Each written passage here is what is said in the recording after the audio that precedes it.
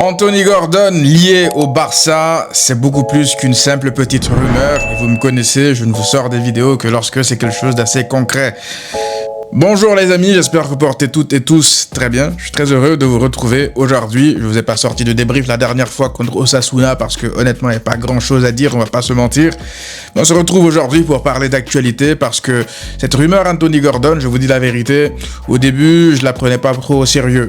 J'étais un peu, voilà, comme tout le monde, je regardais, j'observais les rumeurs mercato. On sait très bien que d'ici là, jusqu'à la fin de la saison, durant le mercato, même après le mercato, on aura tous les jours des rumeurs. Donc ça ne sert à rien en fait de prendre toutes les rumeurs au sérieux. Cependant, ce transfert, ce potentiel en tout cas, transfert de Anthony Gordon au Barça, ce lien en tout cas qui existe entre lui et le Barça, il est réel.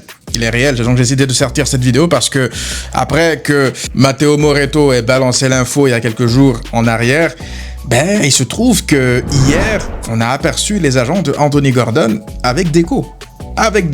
Donc c'est plus qu'une simple rumeur, encore une fois, mais posez-vous, je vais vous parler de pourquoi est-ce que je pense que ceci est une très bonne chose. Je pense plein de choses. Je vais vous en dire plus dans cette vidéo. Installez-vous. Avant d'aller plus loin, cette vidéo est sponsorisée par mon partenaire RepFoot, site de vente de maillots en ligne. Ils m'ont fait parvenir ce maillot, comme vous pouvez le constater, la Coupe du Monde approche, les maillots des sélections actuellement, c'est la folie, il y aura plein de maillots de fou. Donc leur site est déjà actualisé, si vous voulez vous procurer les maillots, que ce soit de l'Espagne, de vos pays préférés ou peu importe, ça se trouve sur RepFoot. Si vous achetez 3 articles, ils vous offrent un maillot supplémentaire de votre choix gratuitement. Si vous achetez 5 articles, ils vous offrent 2 maillots supplémentaires de vos choix gratuitement. La procédure pour avoir les maillots gratuits, vous la connaissez, elle se trouve directement à l'écran ou alors en description. Et si vous utilisez le code de réduction MASSIAN, vous aurez droit à 18% de rabais sur la totalité de vos achats. Tous les détails dans la description et la livraison est très rapide. Revenons maintenant au Barça, à ce sujet Anthony Gordon. Comme je vous l'ai dit, moi, je ne prenais pas trop au sérieux la rumeur au début. Mais il y a eu cette petite bombe là, cette petite rencontre entre les agents de Anthony Gordon et Deco, parce que oui, elle a existé cette rencontre-là.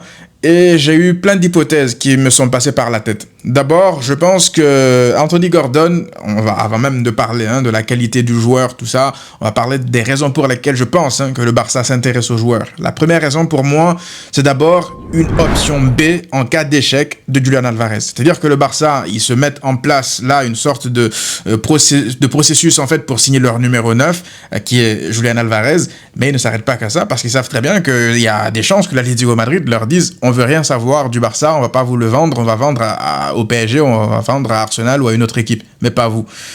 Ça, c'est si Julián Álvarez n'arrive pas à convaincre l'Atlético Madrid que sa seule destination sera le Barça. Moi, je pense que c'est le plan A. Le Barça va continuer à travailler sur ce plan A une fois que la saison sera terminée officiellement pour les deux clubs.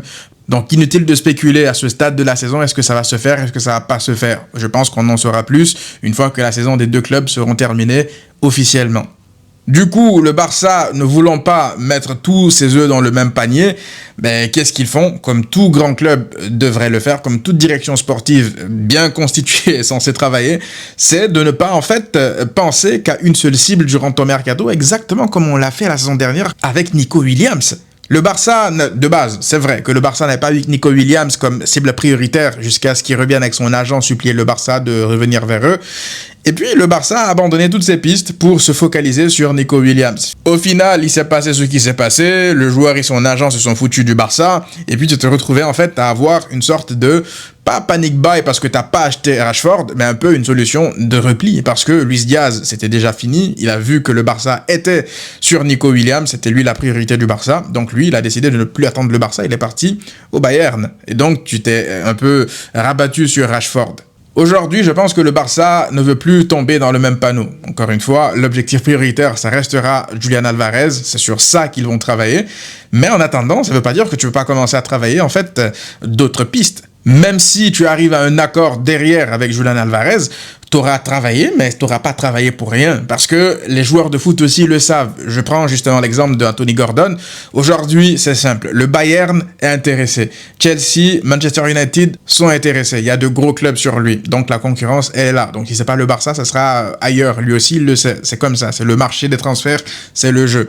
Et donc le Barça négocie déjà avec les agents du joueur. Essayer déjà de trouver un terrain d'entente sur un potentiel contrat, un potentiel accord sur les demandes financières du joueur, que ça soit en ligne avec ce que le Barça est en mesure de proposer, tout simplement d'offrir, parce qu'il faut que ça rentre aussi dans la grille salariale, la masse salariale du Barça. Ce que le Barça peut offrir, on sait très bien que ça sera beaucoup moins que ce que United, que ce que même le Bayern et Arsenal ou d'autres clubs de la Première Ligue peuvent lui offrir. Donc si jamais déjà tu prends des avances sur le mercato, tu vas rencontrer les agents du joueur, tu arrives par exemple à trouver un accord avec le joueur, ça tu le gardes de côté.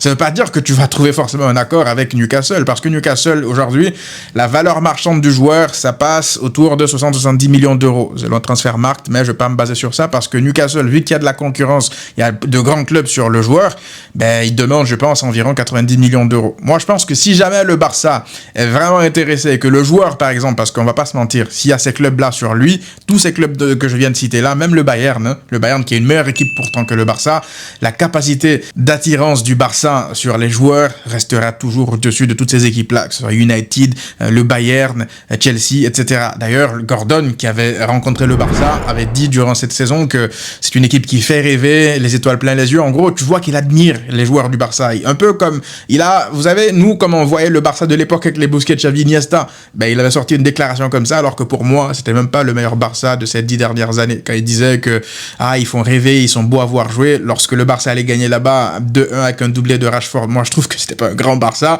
mais c'était suffisant, lui en tout cas, pour qu'il ait les étoiles plein les yeux. Donc il leur en faut peu, si vous voulez, pour être émerveillé vis-à-vis de la grandeur de ce club-là. Donc techniquement, lorsque tu as un joueur comme ça, qui est capable de faire aussi le forcing pour aller chez toi, s'il dit par exemple à Newcastle qu'il ne veut que le Barça, le prix pour moi, ça va pas au-dessus de 70-80 millions d'euros, honnêtement, parce que Newcastle n'aura pas le choix. Moi, je pense que c'est une excellente cible, c'est un joueur parfait pour le Barça, si jamais tu n'arrives pas à faire Julian Alvarez. Vous savez, ça aurait été quoi le must, vraiment le top du top? C'est si jamais tu étais vraiment plein aux as, tu n'avais pas de restrictions financières, tu n'avais pas de fair play financier, tout ça.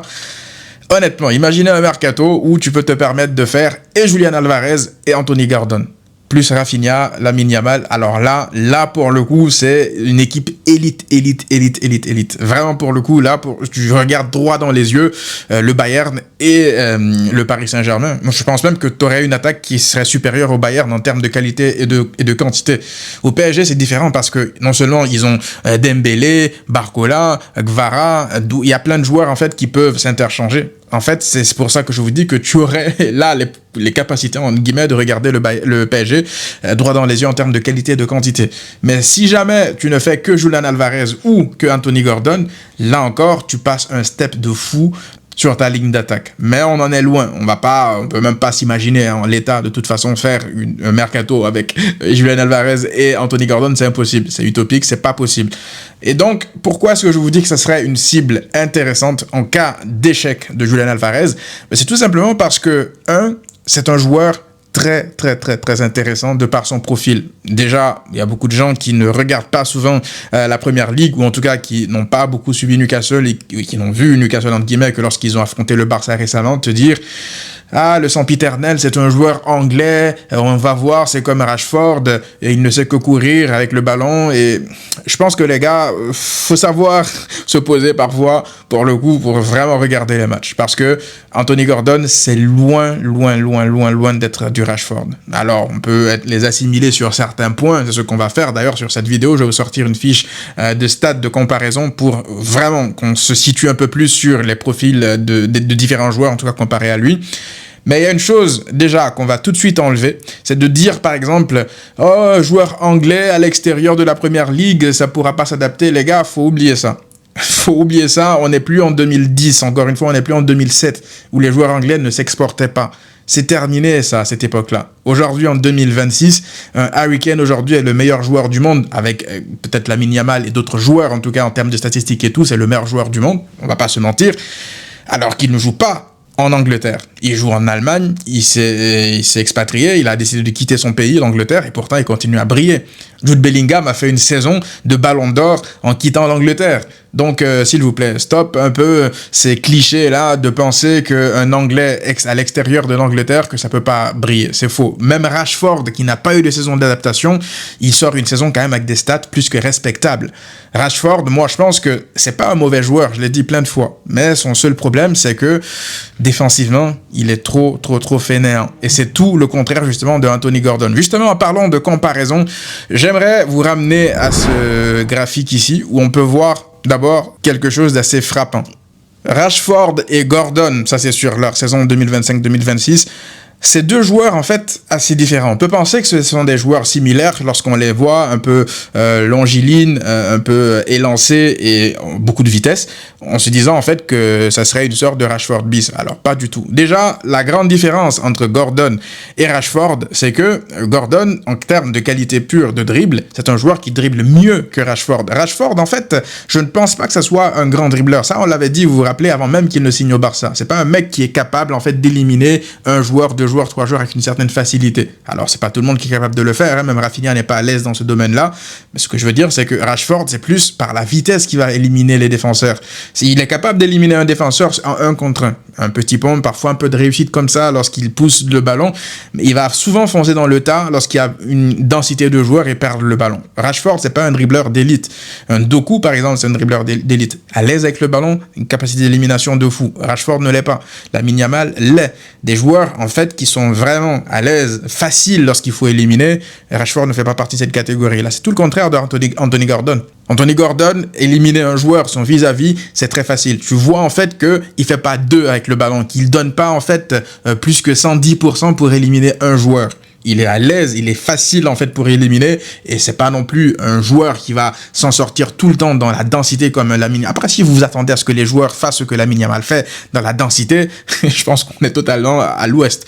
Bref, du coup, je pense que Anthony Gordon, en termes de dribble, de qualité pure de dribbleur, ça se voit. Il y a des choses en fait qui ne mentent pas. Lorsque tu vois un Gvara, un Luis Diaz, on va en parler tout à l'heure, on va faire les comparaisons d'ailleurs, on voit tout de suite en fait que Anthony Gordon, c'est un profil dribbleur. C'est pas que la vitesse. Pour le coup, dans les grands espaces, il est extrêmement rapide, il est explosif. C'est un joueur qui est capable d'éliminer, qui est à l'aise dans la capacité pure d'élimination. Donc ça, c'est une chose. Éliminer, encore une fois, c'est pas que pousser le ballon pour prendre de vitesse un joueur. Hein. C'est vraiment, limite à l'arrêt, réussir à éliminer, passer son vis-à-vis sans même avoir l'air de transpirer. Moi, c'est ce que j'appelle un dribbleur. Deuxièmement, ça se voit au niveau des passes clés. Au niveau des passes clés, là encore, Gordon est supérieur à Rashford. C'est un joueur très créatif, c'est un joueur qui est capable de trouver des angles de passe dans la surface de réparation très intéressants.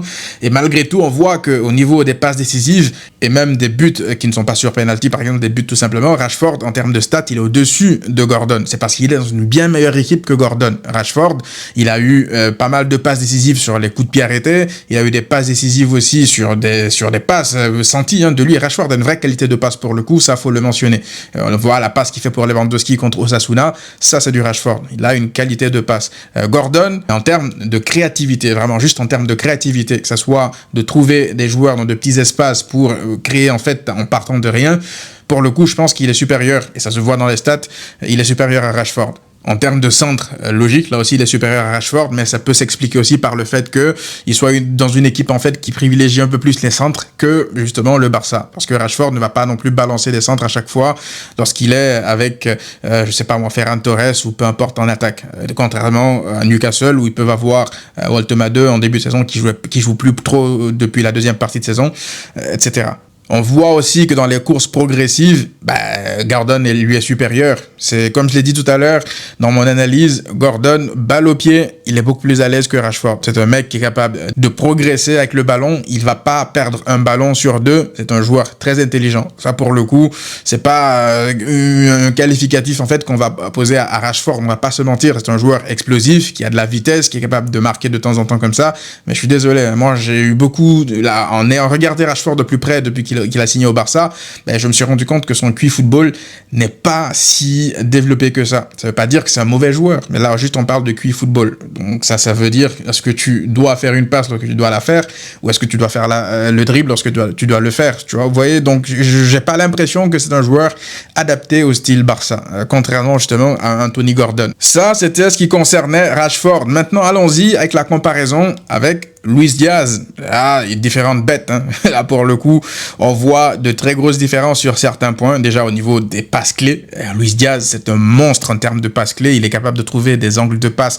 Même ses centres, c'est pas forcément des centres directement comme ça dans la surface, c'est des centres passes, souvent. Donc, en termes de créativité, de passes clés, de tout ce que vous voulez, là, pour le coup, Luis Diaz, c'est un monstre. Il est au-dessus de Gordon.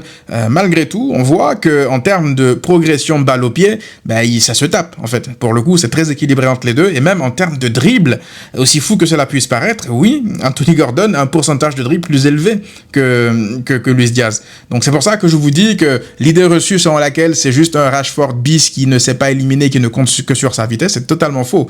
Pour ceux qui regardent en tout cas la première ligne Newcastle depuis maintenant quelques années, Anthony Gordon, c'est pas n'importe qui. On regarde les matchs de Newcastle durant ces dernières années, c'est lui qui sort, qui crève le plus en tout cas à l'écran. Très bien sûr, tu as les Bruno Guimaraes qui sont exceptionnels, tu as les Tonali, tu as même les Wellington qui sont pas mal, vous voyez, mais pour le coup, Gordon, à chaque fois que moi, en tout cas, je regardais les matchs de Newcastle, il y a ce joueur-là différent, vous voyez, ce joueur, quand tu le vois balle au pied, tu te dis, ok, lui, là, c'est pas l'ailier type Première Ligue. Le kick and rush qui court très vite avec le ballon, il a quelque chose en plus. Et ça se voit dans les stats. Malgré le fait que Luis Diaz soit un meilleur joueur que lui, ben, ils ont quand même des statistiques où ben, l'anglais lui est supérieur, notamment cet aspect où on ne pourrait pas le penser si on regarde par Anthony Gordon. Ben oui, c'est la qualité de dribble. En termes de passes décisives, Luis Diaz est encore une fois bien au-dessus. C'est pour ça que je vous dis Rashford, Diaz, même les autres seront toujours au-dessus de lui parce qu'en termes de stats, ils auront beaucoup plus de stats dans les passes décisives que lui, Gordon. Ils sont dans de meilleures équipes tout simplement. Maintenant, moi, quand je regarde de plus près Anthony Gordon, déjà, quelque chose qui me frappe aux yeux tout de suite, c'est son apport, son abattage, son ballon. Et ça, c'est une constante, en fait, qui revient de plus en plus lorsque tu vois les cibles de Deco.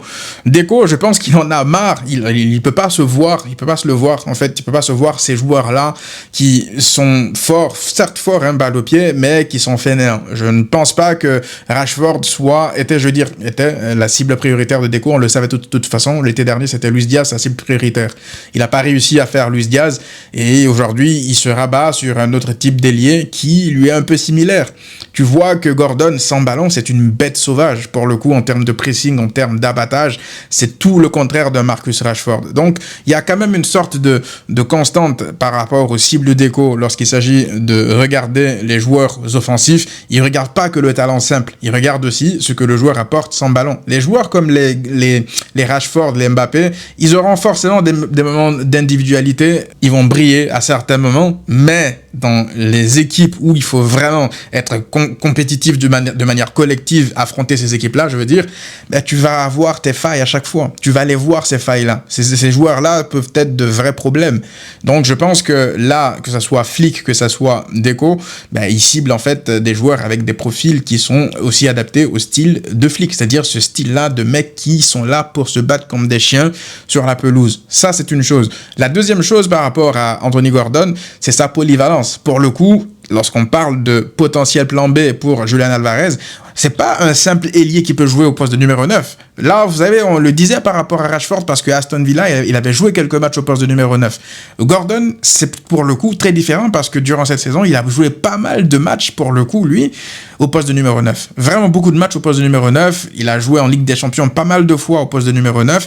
Il est capable de se positionner dans la surface comme un vrai numéro 9. Il a de bons appels, il sent le jeu, il a l'instinct du tueur dans la surface de réparation. C'est pas non plus le 9 ultime hein, qui est capable de faire l'appel contre appel. Vous voyez que Lewandowski fait contre Osasuna. Je ne pense pas que ce soit le style de joueur de profil qu'est Anthony Gordon. Mais en termes de positionnement, en termes de se proposer dans la surface de réparation, de prendre de vitesse dans la profondeur, ça aussi, ça manque beaucoup au poste de 9 au Barça. Ça, il y a très peu de 9 qui sont capables d'apporter ce que lui pourrait apporter par rapport à ses déplacements. Donc ça, c'est quelque chose qui va falloir se mettre en tête par rapport au poste de 9, mais aussi au poste d'ailier gauche. Pour le coup, c'est son poste de formation. Il maîtrise le poste, il n'y a rien à dire.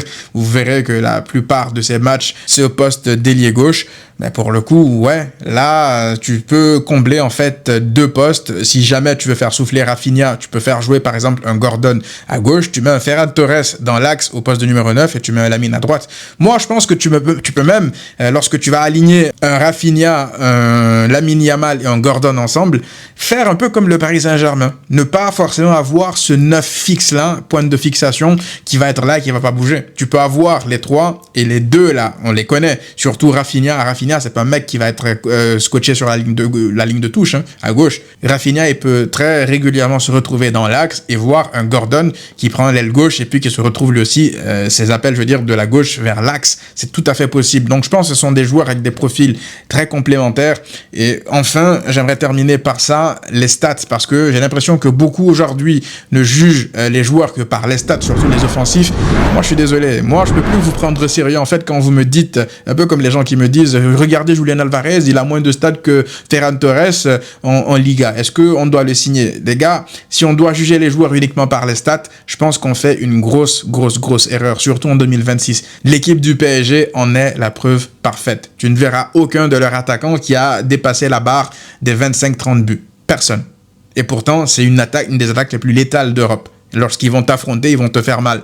Peu importe qui ils alignent devant, ils vont te faire mal. Et pour moi, c'est parce que ils ont des joueurs offensivement qui sont très polyvalents, qui sont à l'aise de se retrouver à gauche, au milieu de l'attaque ou à droite. Et c'est ce que peut-être le Barça veut faire, que ce soit avec lui, Gordon, ou même Julian Alvarez. Julian Alvarez est un joueur qui va pas être cantonné au poste de numéro 9. Donc si vous pensez que vous allez prendre un Julian Alvarez pour vous planter 60 buts, vous mettez le doigt dans l'œil. Moi, je pense que le Barça, ils veulent, avec ce type de profil-là, avoir un mec qui est capable aussi d'apporter, de changer, de s'interchanger de poste en plein match, avec un Rafinha, par exemple, ou même à droite, lorsque Lamine, va plonger dans l'axe. C'est tout à fait possible. Et t'es pas obligé, encore une fois, en 2026, d'avoir un seul mec qui te plante 60 buts. Alors oui, Harry Kane est capable de le faire tout en décrochant, tout en changeant de poste durant le match. Il peut se retrouver limite comme 6 et voire ailier gauche parfois, voire ailier droit, mais ça l'empêche pas de se retrouver aussi à la finition des actions. Par exemple, Mbappé, il va te planter ses 60-70 buts,